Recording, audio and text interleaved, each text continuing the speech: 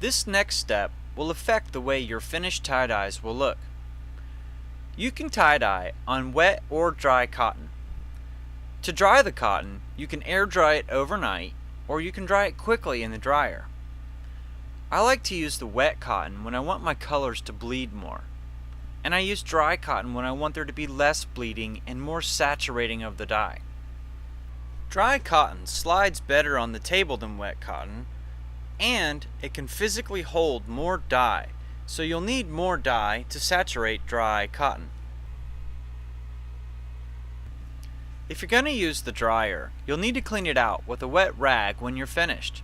That's because the soda ash will leave a white powder in your dryer. For the quick method, add the cotton to the dryer, set it to optimum dry on regular heat, and run the machine until the cotton is completely dry.